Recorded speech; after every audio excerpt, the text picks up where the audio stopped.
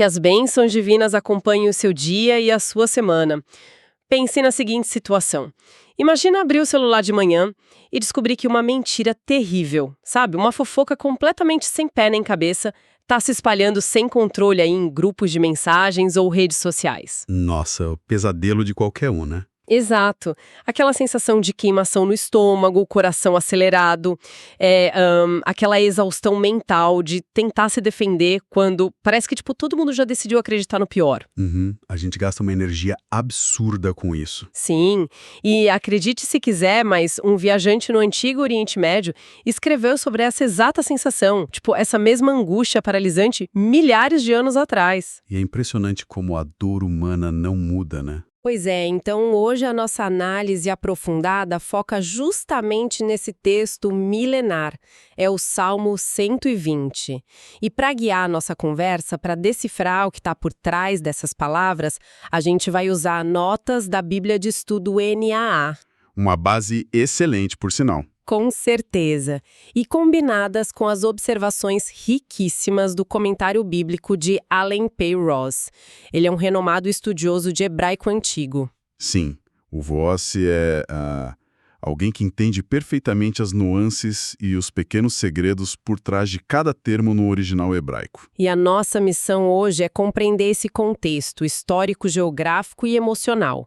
O que esse texto nos ensina sobre a busca pela paz num mundo cheio de hostilidade? O que é fascinante aqui é que, bom, quando a gente pensa em textos bíblicos antigos, a tendência natural é esperar algo elevado, né? Algo bem distante, talvez um pouco desconectado da nossa realidade crua do dia a dia. Aquela coisa meio de museu, né? Isso, perfeito. Mas logo nas primeiras linhas desse salmo, o que salta aos olhos é uma tensão surpreendentemente atual e muito palpável para quem nos ouve. Nossa, muito. A gente está falando desse conflito exaustivo entre a verdade e a mentira, certo? Exatamente. Daquela busca quase desesperada por paz num ambiente que francamente respira hostilidade. É muito intenso. É intenso demais.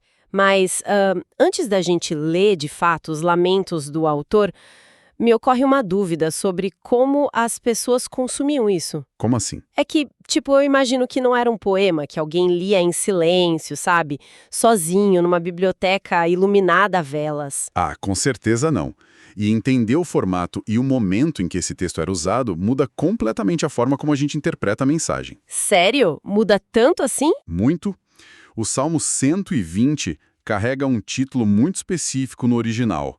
Ele é o primeiro de um grupo chamado Cânticos de Peregrinação. Ou... Ah, sim, eu já vi isso na minha Bíblia.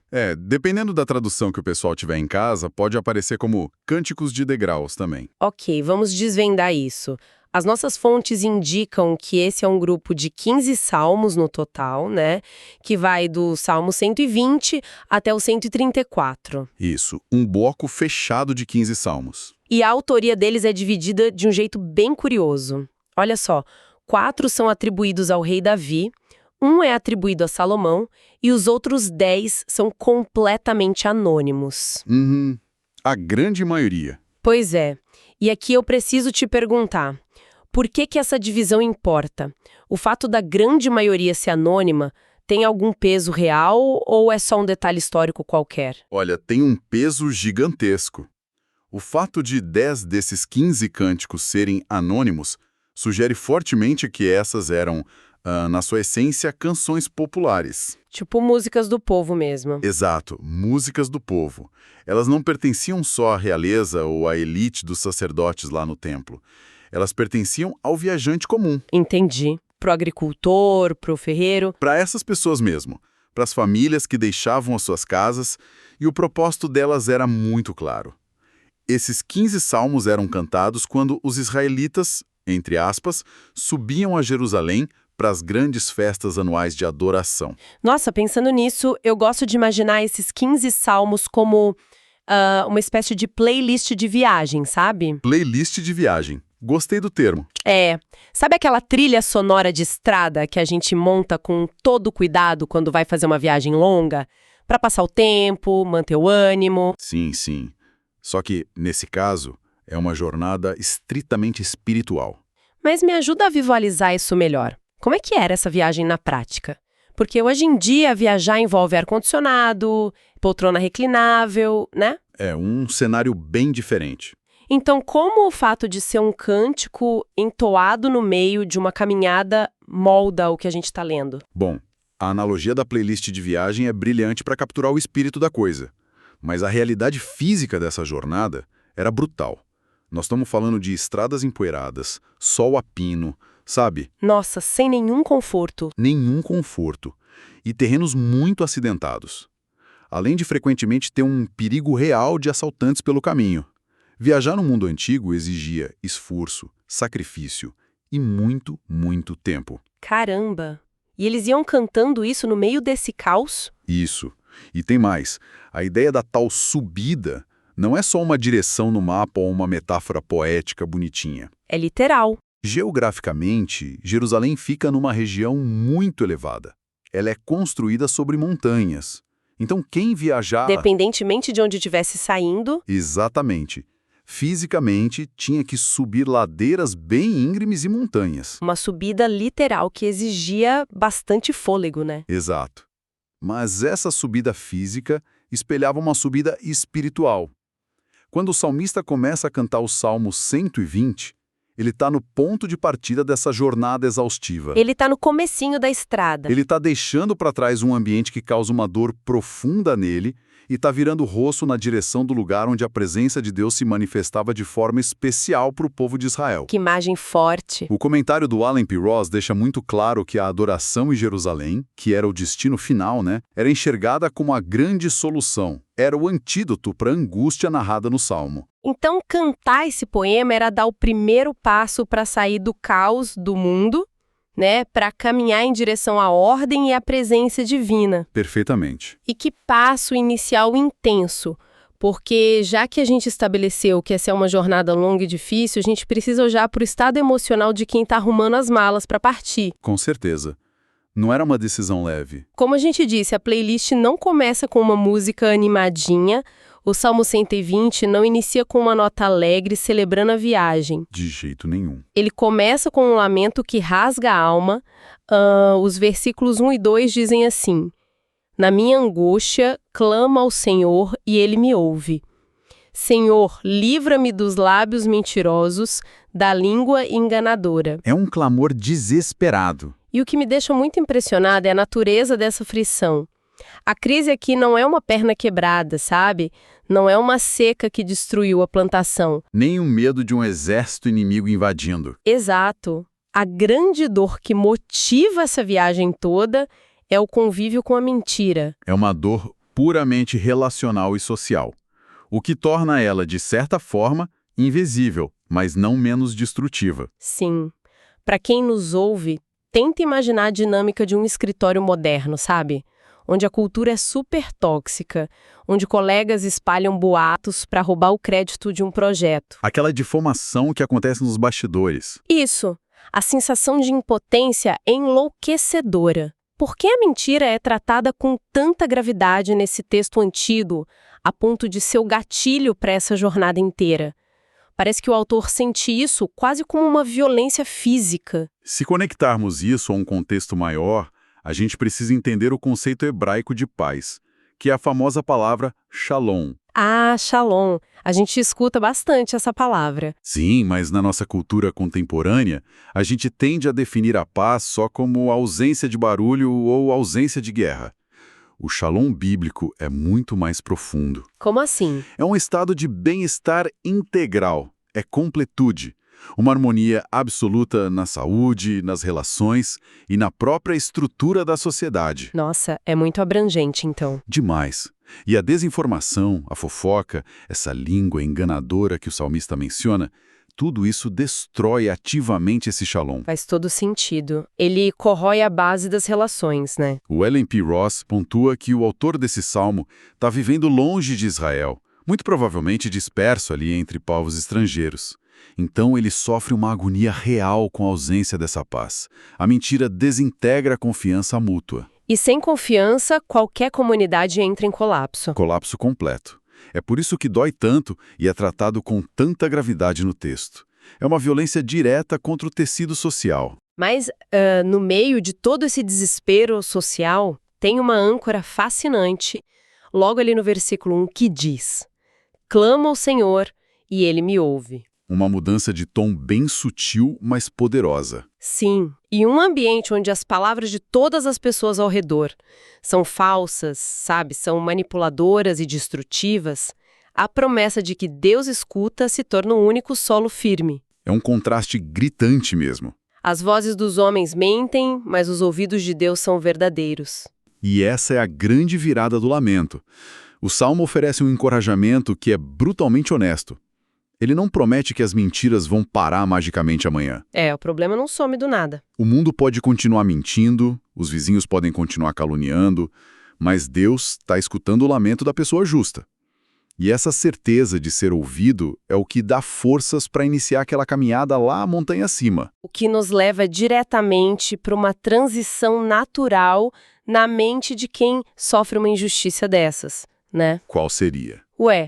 Se a dor causada por esses boatos e mentiras é tão intensa, se destrói o shalom, eu imagino que o autor não vai simplesmente dar outra face e aceitar tudo passivamente. Com certeza não. O texto oferece algum tipo de justiça ou resposta contra esses mentirosos, porque o Salmo não fica só reclamando do problema.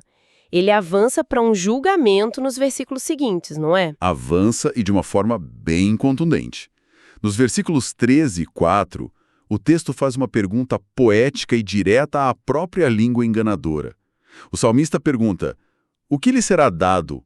Ou o que lhe será acrescentado, ó língua enganadora? Em outras palavras, qual é o pagamento justo por espalhar o caos, né? Isso. E a resposta que o próprio texto dá é uma imagem de retribuição divina incrivelmente vívida. As fontes traduzem essa punição como flechas afiadas de guerreiro e brasas vivas de zimbro. Espera um pouco. Flechas afiadas de guerreiro. Faz total sentido, é uma imagem militar de justiça, rápida e letal. Mas, brasas vivas de zimbro. É específico, não é? Muito. De todas as punições divinas possíveis, porque um arbusto parece meio inofensivo comparado a pragas no Egito, raios caindo do céu ou terremotos. Parece olhando de fora. Por que o texto escolhe especificamente a madeira de uma planta? Essa é uma excelente observação. E é aqui que o conhecimento do hebraico antigo e da botânica daquela região se torna essencial. O zimbro mencionado no texto, Que em algumas traduções é gesta, né? Era uma planta típica daquelas regiões bem áridas e desérticas. Uhum. O que o comentário destaca é que a madeira dessa planta específica era extremamente valorizada no mundo antigo para fazer lenha e carvão. E o motivo é fascinante. Qual o motivo? Quando a raiz e a madeira do zimbro queimam, elas atingem temperaturas altíssimas. E o mais importante, elas produzem um carvão que mantém o calor por um tempo excepcionalmente longo. Relatos antigos dizem que as brasas dessa madeira podiam ficar quentes sob as cinzas por dias a fio. Nossa. Aqui é que a coisa fica realmente interessante. Fazendo a conexão com a nossa conversa de agora a pouco, pensa nessa analogia perfeita. É genial. A punição reflete exatamente a natureza do crime cometido. Como é que uma mentira, uma fofoca corporativa funciona na sociedade, seja ela moderna ou antiga? Ela não é algo que simplesmente desaparece. De jeito nenhum. Ela não some no ar no minuto seguinte. A mentira queima e destrói lentamente, por muito tempo. Uma reputação arruinada por uma língua enganadora pode levar décadas para ser reconstruída. Sem dúvida. E a desconfiança fica ali latente, escondida sob as cinzas, pronta para reacender. O dano perdura. Precisamente. A poesia bíblica é magistral nisso. A justiça divina descrita aqui usa a mesma medida do dano causado. Uma punição equivalente? Se a língua do mentiroso causa um incêndio na vida de alguém que não se apaga fácil, a retribuição de Deus virá como brasas de zimbro. Um julgamento implacável, prolongado, que retém o calor e não pode ser apagado facilmente com desculpas vazias. Nossa, é como se a justiça dissesse que as consequências do que foi feito com palavras levianas não vão simplesmente evaporar. E isso complementa a imagem das flechas que você mencionou. Como assim? É que quem espalha mentiras costuma fazer isso de forma covarde, atacando a reputação de alguém à distância, pelas costas, sabe? Como um arqueiro escondido. O texto garante que a justiça divina não vai falhar em encontrar esse alvo. Muito bem colocado. E o comentário bíblico reforça isso. A mensagem não é um convite para que a vítima faça justiça com as próprias mãos. Ah, isso é importante. É um lembrete tranquilizador de que o Senhor, o juiz final, vai trazer a retribuição inevitável contra aqueles que destroem a sociedade com enganos. O arqueiro das mentiras vai enfrentar as flechas da verdade divina. Com essa certeza de justiça estabelecida, surge uma outra curiosidade que as nossas fontes levantam. Onde, afinal, essa pessoa está morando para estar cercada de uma vizinhança tão hostil onde todo mundo parece atirar essas flechas de mentiras? A geografia do texto, né? Sim, os versículos 5 a 7 nos dão algumas coordenadas geográficas que me deixaram genuinamente confusa na primeira leitura. O salmista lamenta profundamente sua situação, dizendo assim: ai de mim, que peregrino em Meseque e habito nas tendas de Quedar. Dois nomes bem específicos. Pois é, as notas da Bíblia NAA explicam quem são esses povos. Meseque era um povo conhecido por ser incrivelmente bárbaro, guerreiro, que vivia na região do extremo sudeste do Mar Negro. Que para eles ficava bem longe. Sim, na perspectiva de alguém de Israel, isso ficava muito, muito ao norte. Uma terra fria e distante. Já Quedar se refere a um grupo de povos nômades, descendentes de Ismael, que habitava os desertos escaldantes da Arábia. Ou seja, no extremo sul. Espera aí, como é que uma pessoa pode morar nas montanhas do extremo norte e no deserto da Arábia ao mesmo tempo? É geograficamente impossível estar em dois lugares a milhares de quilômetros de distância um do outro. Olha, a sua confusão é totalmente justificada se a gente lê o texto como um mapa de GPS. E é exatamente essa impossibilidade geográfica que nos dá a chave de leitura. A gente está lidando com a mais pura e refinada poesia hebraica. Ah, então não é literal. Quando nos deparamos com algo assim nas Escrituras, fica evidente a natureza figurativa do texto. O comentário de Allen P. Ross esclarece que é impossível que esse seja o endereço postal literal do autor.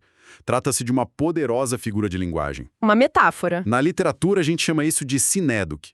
É quando usamos duas partes específicas, ou extremos, para representar a totalidade de algo. Certo. Ao mencionar Meseque, o limite bárbaro ao norte, e Quedar, o deserto implacável ao sul, o salmista está usando esses dois extremos para resumir todo o mundo gentil. Faz todo sentido. Ele está abrangendo tudo. Ele está descrevendo a totalidade daquele ambiente hostil, estrangeiro e distante de Deus para onde o povo de Israel tinha sido disperso. Meseque e Quedar representam os inimigos em todas as direções. Entendi. Não importa em qual país específico do exílio aquele indivíduo israelita estivesse morando. Fantástico. É o equivalente moderno de alguém suspirar e dizer, tipo, nossa, minha vida profissional é uma loucura, eu vivo peregrinando entre o frio congelante do Alasca e o calor insuportável do Saara. Perfeito, exatamente isso. A pessoa não está dizendo que tem uma casa no Alasca e outra no Saara. Ela está comunicando a ideia de extremos, né? De não ter um lar confortável, de estar constantemente exposta a ambientes inóspitos que drenam as energias dela. O ponto central do salmista é o deslocamento psicológico. Ele se sente completamente alienado. Vive como um estrangeiro perpétuo, um peregrino exausto. Não como um cidadão acolhido numa comunidade saudável. E essa sensação de alienação é o cerne da questão. O autor está cercado por uma cultura inteira que, segundo as análises, não tem a vantagem nem a influência civilizadora da palavra de Deus. E isso deve criar um atrito diário. Absurdo. Viver num ambiente onde os seus valores mais fundamentais são constantemente ridicularizados ou atacados gera uma fadiga crônica na alma. E é exatamente essa fadiga que nos leva para o grande clímax do Salmo 120. O ápice da angústia dele. O momento em que a verdadeira identidade desse peregrino é revelada em contraste com o mundo ao redor dele. Chegamos então aos versículos finais, onde esse contraste atinge o ápice. O salmista declara assim: sou pela paz, quando porém eu falo, eles teimam pela guerra. É um lamento curto, mas que carrega o peso do mundo. E é importante destacar uma nuance belíssima do hebraico original aqui. Nossas traduções muitas vezes dizem "sou pela paz" ou "sou a favor da paz", mas o original é ainda mais direto e profundo. Como ele diz no original. Ele literalmente diz "eu sou paz". A identidade do autor está tão intrinsecamente fundida com aquela ideia de shalom que a gente discutiu antes, que ele personifica a paz. Ele respira o desejo por harmonia. Nossa, eu sou paz, que forte. Mas o ambiente ao redor, as tendas de Quedar e a cultura de Mesec rechaçam e repelem violentamente essa paz. O comentário do Ross pontua uma ironia bem trágica. Qual? A instrução bíblica para os israelitas no exílio, dada pelo profeta Jeremias, era exatamente a de buscar a paz e a prosperidade da cidade para onde eles foram levados. O exilado ideal deveria ser um agente de bênção. Ele devia ajudar a cidade a prosperar. O problema é que, apesar do autor tentar promover esse bem-estar e viver pacificamente, as pessoas ao redor respondem com calúnias e espadas desembainhadas. Estão sempre prontas para o conflito. Atual é incrivelmente direta, né? Demais. Quantas pessoas que nos ouvem não sentem exatamente esse esgotamento mental ao tentar manter a ética, a honestidade e um ambiente pacífico em lugares que parecem prosperar no caos? O que mais acontece hoje em dia? Pode ser no ambiente corporativo, sabe? Onde tentar jogar limpo e colaborar é visto como fraqueza e a competição desleal acaba sendo premiada. Ou pode ser no cenário mais amplo da nossa sociedade mesmo. Onde qualquer tentativa de ter um diálogo razoável é um desafio. Isso, um diálogo empático e construtivo é imediatamente recebido com ataques viscerais, mentiras e uma polarização extrema. O Salmo descreve com uma precisão cirúrgica esse nosso cansaço contemporâneo. É a mesma angústia. Eu abro a boca para propor um acordo pacífico e a resposta que recebo é a guerra declarada. É uma exaustão indescritível tentar-se a pessoa da paz no meio dos Mesec e Quedar modernos. Isso levanta uma questão importante e talvez seja a lição comportamental mais profunda que podemos tirar dessa nossa conversa toda. Conta pra gente. Como reagir quando a paz que a gente oferece é rejeitada repetidamente com hostilidade e engano? O instinto humano mais básico, a nossa reação padrão de defesa, é querer pegar as nossas próprias brasas de zimbro, né? Nossa, sim. Partir pro ataque. E começar a queimar a reputação do outro também. A tentação é abandonar nossos princípios, pegar as armas tóxicas do ambiente e jogar o jogo sujo deles. É pensar, já que a honestidade não funciona aqui, eu vou ser tão implacável quanto eles. A famosa desculpa de que o ambiente corrompe o indivíduo, né? Exatamente. Mas a resiliência extraordinária demonstrada nesse texto antigo está justamente na recusa inegociável do salmista em perder a sua própria identidade. Ele não se deixa levar. Ele se recusa a ser moldado pelo caos ao redor. Ele não se torna um guerreiro das mentiras para combater os mentirosos de Mesec. Ele permanece firme. Eu sou paz. Ele sustenta a postura ética dele. E como ele consegue suportar essa pressão toda sem ceder à vingança pessoal? É porque, como a gente viu na primeira parte da nossa conversa, ele deposita a confiança de que a verdadeira justiça pertence ao Senhor. Ele não precisa destruir os inimigos com as próprias mãos, porque sabe que Deus escuta o clamor dele. Que alívio, né? Em vez de se corromper e descer ao nível do ambiente, ele toma uma decisão radical. Ele arruma as malas, junta os pertences e começa aquela difícil subida em direção a Jerusalém e à presença divina. Nossa, então a subida física e espiritual se torna a única resposta viável para essa descida moral do mundo que cerca ele. É o único caminho. Ele decide que a cura para sobreviver no epicentro da mentira não é aprender a mentir melhor, mas sim iniciar uma longa caminhada para perto da verdade absoluta. Brilhante.